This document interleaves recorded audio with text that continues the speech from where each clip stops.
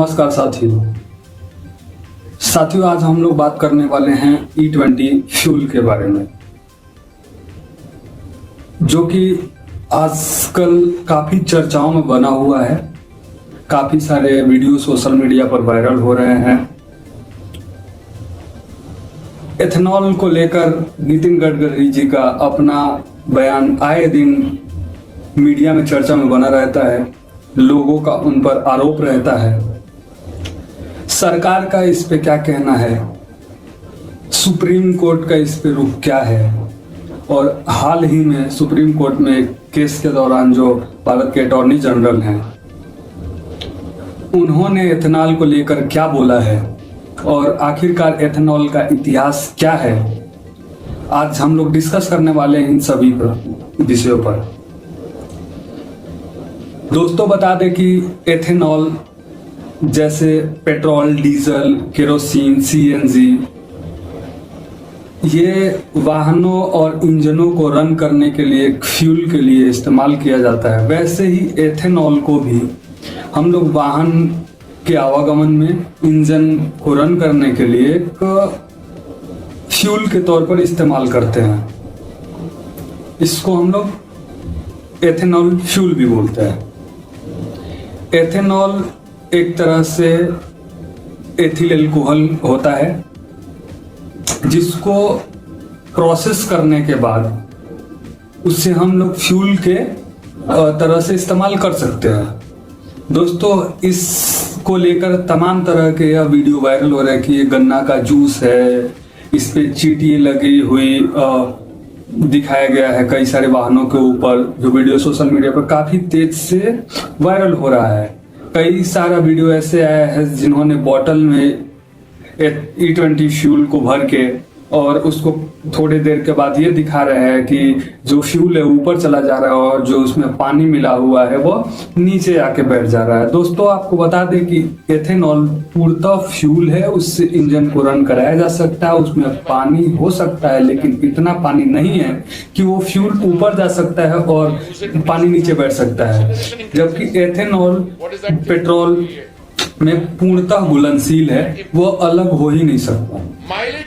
तो क्या है इसका जो वायरल हो रहे वीडियो का जवाब, आज हम लोग विश्लेषण करेंगे आज अपने वीडियो में। तो हमारे साथ बने रहिए वीडियो के एंड तक, जिसमें हम E20, E85 और E100 को लेकर जो बात करने वाले हैं, वो आप लोग भी हमारे साथ जुड़ के देखें।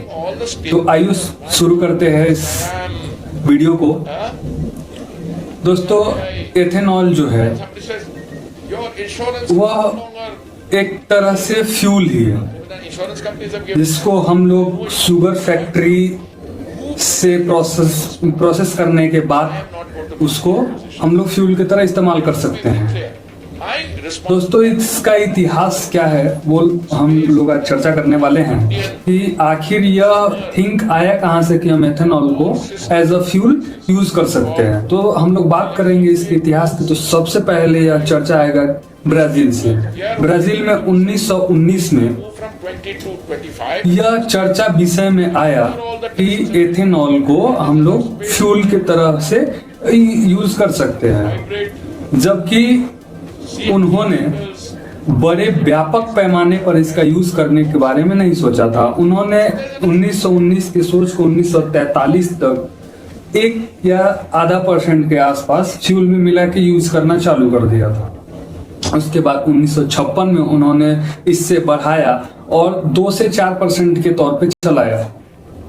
1973 में जब वर्ल्ड में ऑयल क्राइसिस चल रहा था और खाड़ी देशों और अमेरिका के बीच पेट्रो डॉलर समझौता चल रहा था, उस दौरान ब्राजील को यह महसूस हुआ कि तेल की किल्लत की वजह से हम लोग इसको और बढ़ा करके और ब्लेंडिंग करके हम इसको ऑयल की मात्रा को, इंपोर्ट को कम कर सकते हैं। 1973 के आसपास या 76 के आसपास उनका पहला फ्लेक्स इंजन का एक फिएट करके कंपनी है कार की, उन्होंने अपनी गाड़ी लॉन्च की थी। दोस्तों वहीं हम बात करें इसकी 1989 में ब्राजील में E85 तक का एथेनॉल ब्लेंडिंग चालू हो गया था। वही अमेरिका में भी E10, E15, E85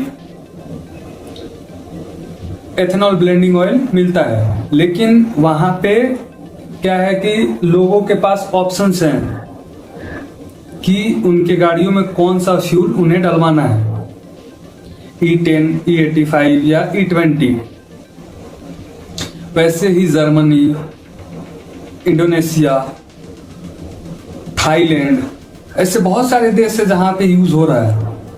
तो आखिर हमारे ही अपने देश में ऐसा क्यों हो रहा है कि तमाम तरह के सोशल मीडिया पर वायरल वीडियोस, तमाम तरह के गाड़ी से शिकायत, वाहनकर्ताओं का शिकायत और सरकार का इस पर रुख, विपक्ष का इस पर तर्क क्या है और क्यों है, वो हम लोग डिस्कस करते हैं दोस्तों। वही बात करें हम भारत में इसकी शुरुआत की तो 2001 में वाजपेयी जी की सरकार में एक पायलट प्रोग्राम के नाम से एक स्कीम लाया गया, जिसमें किस तरह से एथेनॉल का यूज हम लोग फ्यूल के तरह से कर सकते हैं, इसके बारे में प्लान किया गया। 2007 में यूपीए गवर्नमेंट के दौरान जब वही दोस्तों कई सारे ऐसे बयान और आरोप नितिन गडकरी के ऊपर लग रहे हैं कि उन्होंने अपने दोनों बेटों निखिल गडकरी और सारंग गडकरी को फायदा पहुंचाने के लिए ये सब प्लान के तहत किया है। दोस्तों बता दें कि निखिल और सारंग जो जिस कंपनी में मैनेजर डायरेक्टर के तौर पे काम कर रहे हैं, उस कंपनी में सियान एग्रो और मानस एग्रो प्राइवेट लिमिटेड कंपनी है, जो काफी पहले से एग्रीकल्चर प्रोडक्ट पे काम कर रहा है। वो 2022 के बाद से सियान एग्रो इस पे एथेनॉल पे काम कर रहा है और मानस एग्रो 2024 से कर रहा है। इसके पहले भी काफी सारी कंपनियां थी जो एथेनॉल के फॉर्म पे काम कर रहे थे और ऐसे हजारों कंपनियां हैं भारत में। तो केवल नितिन गडकरी जी ने अपने दोनों बेटों को फायदा पहुंचाने के लिए किया है, इसका भी कोई पुख्ता तर्क हमको दिखाई नहीं देता है, ना ही कोई साक्ष्य है। इसका जुबानी आरोप है, सोशल मीडिया पर वायरल मटेरियल है बस, और कुछ इसमें तथ्यात्मक रूप से हाँ हो सकता है वो कोई भी पॉलिटिशियन हो, कोई भी बड़े पद पर बैठा व्यक्ति हो, वो अपनों के फायदे के लिए थोड़ा बहुत काम तो करता है, इससे डिनाई नहीं किया जा सकता है कि उससे उनके बेटों को और उनके बेटे कंपनियों को फायदा नहीं पहुंचा होगा, ऑब्वियस सी बात है। बहुत सारे ऐसे पॉलिटिशियन जिनके पास शुगर फैक्ट्रीज हैं, उनको फायदा पहुंच रहा है, वो लोग कुछ नहीं बोल रहे हैं। बीच में पिस रहे हैं बस वो लोग जिन्होंने 2022 के पहले गाड़ी ले चुके हैं और वो अभी E20 फ्यूल को डालने के बाद से प्रॉब्लम में आ रहे हैं। प्रॉब्लम सीएनजी में भी है, इसके बारे में भी तो सवाल उठना चाहिए ना। सीएनजी जो ऊंचे चढ़ानों पे चढ़ते चढ़ते बंद हो जाती है, पहाड़ पे चढ़ते चढ़ते बंद हो जाती है, इसमें भी बहुत सारे प्रॉब्लम है। लेकिन लोग केवल यहाँ समस्या को ढूंढ रहे हैं एथेनॉल में। यह एक इको फ्रेंडली ऑयल की तरह से है। पेट्रोल दोस्तों पोल्यूशन करता है, नो डाउट, लेकिन एथेनॉल जो है वो पूर्णतः जलने के बाद, ब्लास्ट होने के बाद इंजन को स्टार्ट या उसको मूव कराने के लिए पूर्णतः जलता है, इसलिए इको फ्रेंडली है। और इससे अगर यह पूर्णतः अगर लागू हो जाता है तो भारत में जो ऑयल इंपोर्ट होता है 22 लाख करोड़ का, उसमें गिरावट आएगा। दोस्तों ये सारा तर्क और तथ्य गवर्नमेंट का है, नितिन गडकरी जी का है। उन्होंने ये भी बोला है कि गन्ने के अलावा पराली, मक्का और टूटे चावल से भी इसका उत्पादन किया जाता है। इससे किसानों को फायदा है। किसानों को कब फायदा है? किसान अपने स्तर पे एथेनॉल का प्रोडक्शन कर रहा है कि उसको फायदा मिलेगा? नहीं दोस्तों, किसान का बस इसमें नाम बेचा जा रहा है। किसान को तब फायदा होता जब एथेनॉल बनाने के लिए गन्ना उससे खरीदा जाता, जो कि अभी 400 400 के आसपास चल रहा है रेट, उसका कम से कम 800 मिलता, तब उसकी आय दुगनी होती। या फिर वो अपने स्तर पे बनाता तब होता। वो तो अपने स्तर पे बोतल में एथेनॉल बना नहीं रहा है, एथेनॉल बनाने वाली कंपनियां हैं, फैक्ट्रियां हैं, उनको फायदा हो रहा है।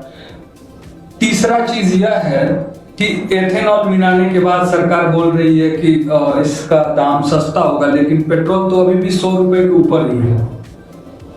इस पर भी नितिन गडकरी जी का बयान है कि जो ऑयल मार्केट है, इंटरनेशनल ऑयल मार्केट, उसमें कभी कभी जो क्रूड ऑयल होता है उसका दाम बढ़ता जाता है, फिर भी हम लोग 100 रुपए तक ही रखते हैं, और घटता है तो जो बढ़ने के टाइम पे हम लोगों को घाटा लगा हुआ था उसको मेंटेन करने के लिए ही 100 रुपए रखा जाता है।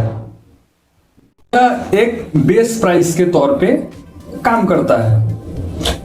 निश्चित ही अगर जो इंटरनेशनल ऑयल मार्केट है वो एक निश्चित रूप में जाके निश्चित रेट पे जाके फिक्स होता है, तो यह वाकई में तेल की कीमतों में गिरावट आएगी और ये देखने को भी मिलेगा। वहीं हम बात करें जो फ्लेक्स इंजन की, जिसकी बात नितिन गडकरी जी बार बार करते रहते हैं कि फ्लेक्स इंजन की गाड़ियां, फ्लेक्स इंजन की गाड़ियां। तो फ्लेक्स इंजन क्या होता है? फ्लेक्स इंजन का मतलब यही है कि कोई भी ऑयल अगर उस गाड़ी में डाला जाए तो वह उस ऑयल के लिए पूर्णतः तैयार हो जाए और उस ऑयल के हिसाब से ही अपने आप को फ्लेक्सिबल कर ले कि कौन सा तेल उसमें डाला गया है, उस हिसाब से वह रन करेगा। जैसे अगर एथेनॉल डाल रहे हैं तो एथेनॉल के लिए उसने अपने आप को तैयार किया, अगर पेट्रोल डाले तो पेट्रोल के लिए वो अपने आप को तैयार किया। इसको बोलते हैं हम लोग फ्लेक्स इंजन। फ्लेक्स इंजन के लिए भी भारत में कई सारी जो व्हीकल कंपनियां वो काम कर रही हैं, लेकिन सबसे बड़ा बात यह है कि जो सुप्रीम कोर्ट में केस चल रहा था इसको लेके, एथेनॉल को लेके, खरीद को लेके, जो कर्नाटका हाई कोर्ट ने जिस उस पर फैसला दिया था कि जो शिवराम हब्बर हैं, जिनकी शुगर एथेनॉल फैक्ट्री है, उनका कहना था बीपीसीएल उससे एथेनॉल क्यों नहीं खरीदती, जो उन्होंने एक्स्ट्रा बना के रखा है उससे ही अपने यूजिंग का खरीदे। बीपीसीएल सुप्रीम कोर्ट में जाता है, जिसके केस अटॉर्नी जनरल लड़ते हैं। वहां पे सुप्रीम कोर्ट ने कर्नाटका हाई कोर्ट का जो आदेश था उसको खारिज कर दिया, उस पर स्टे लगा दिया। वहीं अटॉर्नी जनरल ने कहा कि अभी यह ट्रायल फॉर्म में है, यानी इसका अभी प्रयोग चल रहा है। लोगों का फिर सवाल लाजमी है कि अगर प्रयोग ही करना था तो कुछ हजार गाड़ियों पे करते। भारत के लगभग 100 करोड़ लोगों के वाहनों पे क्यों हो रहा है? 25 करोड़ 26 करोड़ वाहनों पे क्यों हो रहा है इसका प्रयोग? फिर सरकार की तरफ से इस बात का खंडन किया गया कि अटॉर्नी जनरल ने ऐसा कुछ नहीं कहा है, यह केवल एक भ्रामक स्थिति फैलाने का काम किया जा रहा है मीडिया चैनल और सोशल मीडिया हैंडल्स के द्वारा।